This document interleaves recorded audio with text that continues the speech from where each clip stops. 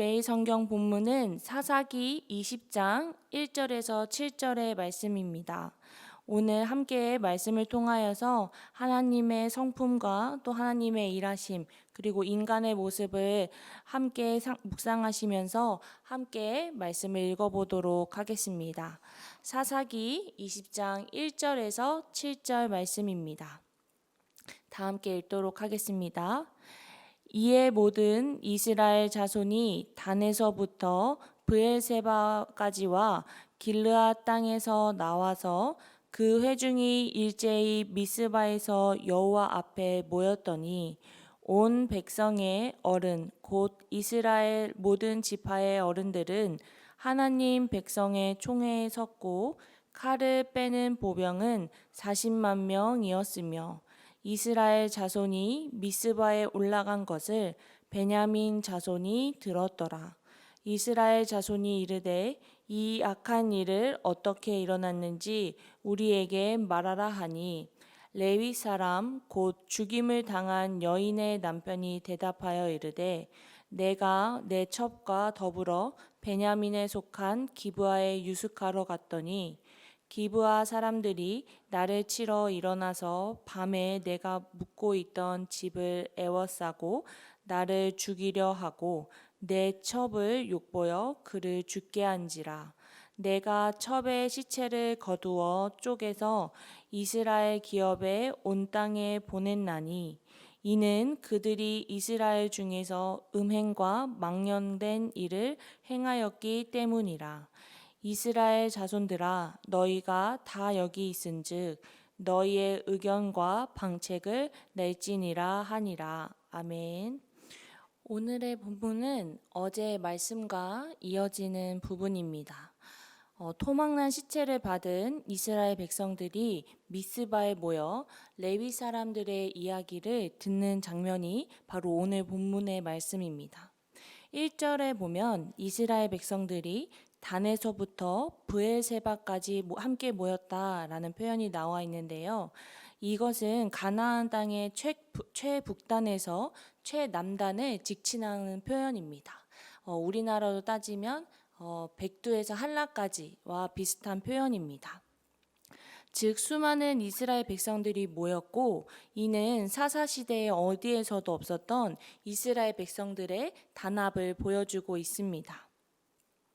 하지만 그 어디에도 없었던 이스라엘 백성들이 미스바에서 여호와 앞에 모였다고 말하고 있지만 이들이 모인 이유는 이스라엘 백성들은 동족을 파괴하기 위함입니다.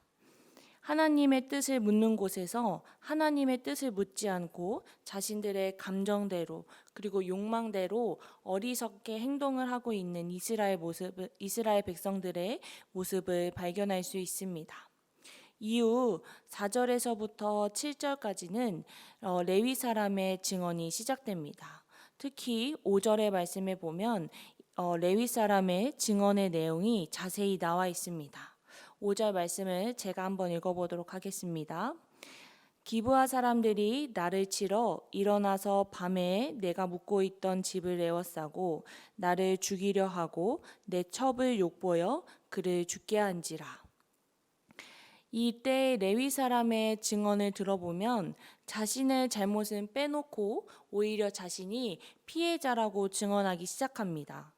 어제의 말씀을 통해서 보았듯이 안타까운 사건 속에서 어느 누구도 저는 죄가 없습니다 라고 말할 사람은 한 사람도 없었습니다. 특히 레위 사람은 백성을 영적으로 인도하는 일을 담당하고 있는 사람이었는데도 첩을 두었고 그 첩을 대하는 태도까지 그리고 사건이 일어난 이후 증언을 할 때도 자기 중심적으로 자기에게 불리한 상황과 내용은 쏙 빼고 다르게 이스라엘 백성들에게 증언을 하기 시작합니다. 이러한 왜곡된 증언을 들은 이스라엘 백성들은 베냐민 지파에 대한 오해를 하게 되고 아마 베냐민 지파에 대한 분노가 점점 커졌을 것입니다. 그리고 마지막 7절에 보면 레위 사람은 지금 이 자리에서 방책을 내놓으라고 이스라엘 백성들에게 이야기하고 있습니다. 저는 이러한 사건의 흐름과 레위 사람의 행동을 통하여서 믿음의 눈과 귀가 닫힌 인간의 모습을 발견하게 되었습니다. 이스라엘 백성들은 미스바, 즉 하나님의 뜻을 구하는 자리에 함께 모였습니다. 2절 말씀에 보면 온 백성의 어른들도 함께 모였다고 나와 있는데요. 하지만 그 이스라엘 백성들 중 어느 누구도 하나님을 찾지 않았습니다. 최북단에서 최남단까지 가득 이스라엘 백성들이 모였지만 어느 누구도 하나님의 뜻을 구하지 않았습니다. 레위 사람도 마찬가지로 불미스러운 사건에서 자신이 빠져나가기 위해 자신이 피해자인 척 위증을 하면서 한 동족인 베냐민 지파를 궁지로 몰아넣게 됩니다. 결국 이들은 모든 결정과 모든 순간에 인간적인 감정에 동요하며 선택하고 사람의 말을 듣고 사람의 말을 따르게 됩니다. 그리고 그 결과는 동족과의 전쟁을 하게 되는 안타까운 상황을 만들게 됩니다. 이처럼 인간의 생각은 완전하지 않습니다. 그리고 레위 지파의 증언을 통해서 알 수 있듯이 인간은 감정적이고 자기중심적이기 때문에 좋은 결과를 내놓지 못하는 생각입니다. 하지만 하나님의 생각과 하나님의 뜻을 따른다면 그 결과는 정반대로 선한 결과를 이끌어낼 것입니다.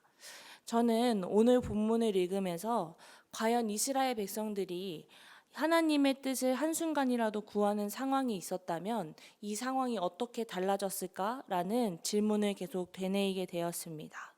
그리고 제 마음 가운데 저는 오늘 본문을 통하여서 선하신 하나님의 모습을 발견하게 되었습니다. 오늘 본문을 묵상하면서 저에게는 이러한 은혜가 다가왔습니다. 하나님은 언제나 선하신 분이지. 하나님의 말씀대로, 그리고 하나님의 뜻대로 살아간다면 모든 것이 은혜일 수밖에 없다. 우리의 삶을 주관하시는 분은 오직 하나님 한 분이십니다. 나를 주관하시는 하나님의 뜻과 계획은 언제나 우리를 선한 길로 인도하실 줄을 믿습니다.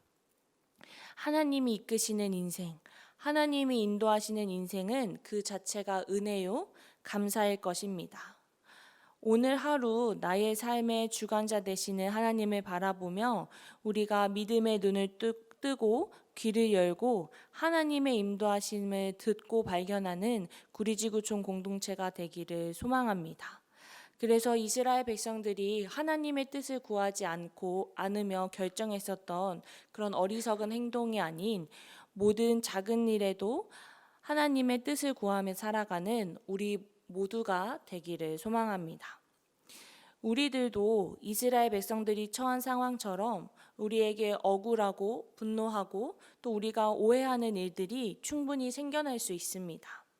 하지만 우리는 이제부터 인내하며 하나님의 뜻을 구하며 살아갈 줄 알아야 합니다.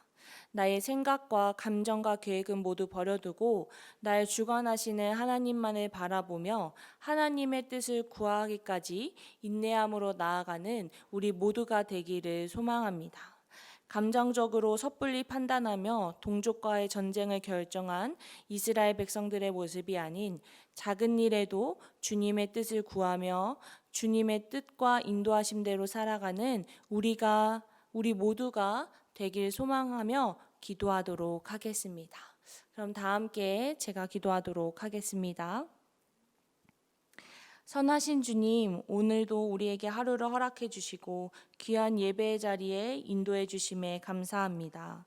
하나님 아버지, 믿음의 눈과 귀가 닫힌 이스라엘 백성들의 모습을 통하여서 나의 죄를 회개합니다.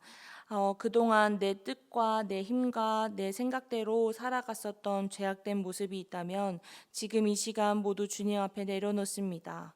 아버지, 우리를 긍휼히 여겨주시고 우리를 불쌍히 여겨주시어서 아버지, 내 인생을 주관하시는 주님의 뜻을 구하며 살아가는 그러한 축복의 삶을 살아갈 수 있는 우리 구리지구촌 교회 공동체가 될 수 있도록 축복하여 주시옵소서.